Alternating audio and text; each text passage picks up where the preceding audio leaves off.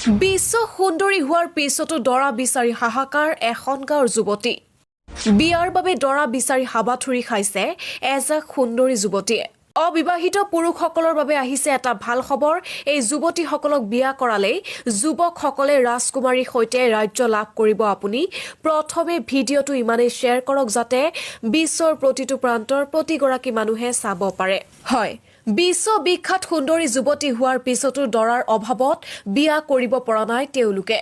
যদি আপুনি এই গাঁৱৰ এজনী ছোৱালীক বিয়া কৰে তেন্তে আপুনি থাকিব লাগিব পত্নীৰ ঘৰত ব্ৰাজিলৰ নয়ভা ডো কৰ্ডেৰো নামৰ সৰু গাঁওখন প্ৰায় 600 গৰাকী মহিলাই মনোৰম গাঁওখনত বাস কৰে তেওঁলোকৰ আধা বিবাহযোগ্য বয়সৰ যুৱতী গোটেই দিনটো সিহঁতে বেদনাৰে হাঁহি থাকে কাৰণ তেওঁলোকৰ গাঁৱত ভাল পোৱা বা বিয়া কৰিবলৈ কোনো পুৰুষ নাই তাত থকা মানুহবোৰে কৈশোৰ পাৰ হোৱাৰ লগে লগেই কাম কৰিবলৈ বিদেশলৈ যায় আৰু তেওঁলোক ঘূৰি নাহে আনকি আন এখন গাঁও বা অঞ্চলৰ এজন পুৰুষেও এই গাঁৱৰ এগৰাকী মহিলাক বিয়া কৰাবলৈ সন্মত নহয় যদি আপুনি এই গাঁৱৰ এজনী ছোৱালীক বিয়া কৰায় আপুনি পত্নীৰ ঘৰত থাকিব লাগিব আনকি চাকৰি আৰু ব্যৱসায় এৰিলেও ঘৰুৱা কাম কৰিব লাগিব পুৰুষৰ অহংকাৰ ত্যাগ কৰি এই অদ্ভুত অৱস্থাটো গ্ৰহণ কৰিব নোৱাৰি আৰু মহিলাসকলে শতিকা পুৰণি পৰম্পৰা ত্যাগ কৰিবলৈ ইচ্ছুক নহয় গতিকে এই গাঁৱৰ যুৱতীসকলে এজন পুৰুষ আহি তেওঁলোকক বিয়া কৰাবলৈ আৰু তেওঁৰ সৈতে এটা ঘৰ নিৰ্মাণ কৰাৰ বাবে অপেক্ষা কৰি আছে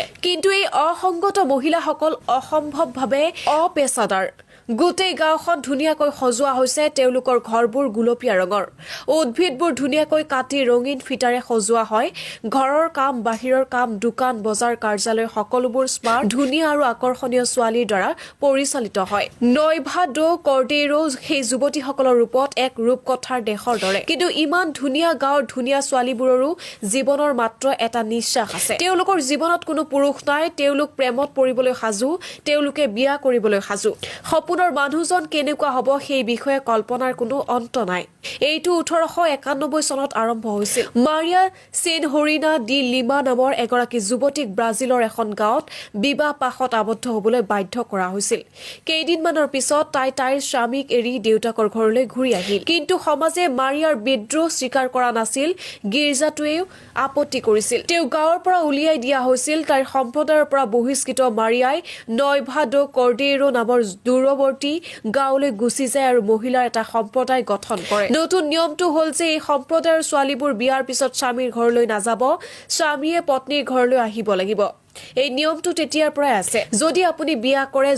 যুৱতীসকলে ৰাজকুমাৰীৰ সৈতে ৰাজ্য লাভ কৰিব কিয়নো এই পৰিশ্ৰমী মহিলাসকলৰ প্ৰায় সকলোৱে ইচ্ছুক আন এজন কিংবদন্তি অনুসৰি 1940 চনৰ আশে-পাশে এজন যুৱকে নাইভা নামৰ এই গাঁৱৰ এগৰাকী 16 বছৰীয়া ছোৱালীক বিয়া কৰাইছিল তাৰ পিছত তেওঁ গাঁওখনত এটা গীৰ্জা স্থাপন কৰিছিল আৰু মহিলাসকলৰ বাবে কেইবাটাও কঠোৰ নিয়ম জাৰি কৰিছিল যুৱকজনে মহিলাসকলক সুৰাপান সংগীত শুনা দীঘল চুলি ৰখা গৰ্ভনিৰোধক গ্ৰহণ কৰাত নিষেধাজ্ঞা আৰোপ কৰিছিল কঠোৰ নিয়ম তেতিয়াৰ পৰাই নয়ভা ডো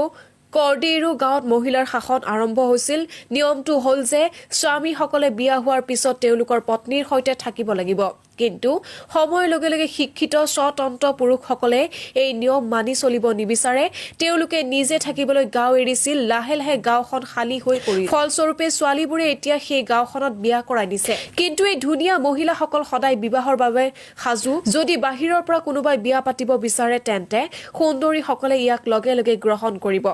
পত্নীয়ে স্বামী হিচাপে ঘৰত থাকিব লাগিব আপুনি ঘৰুৱা কামো কৰিব লাগিব পুৰুষৰ অহংকাৰ ত্যাগ কৰি তেওঁলোকৰ পত্নীকে ধৰি মহিলাসকলৰ আধিপত্য মানি চলিব লাগিব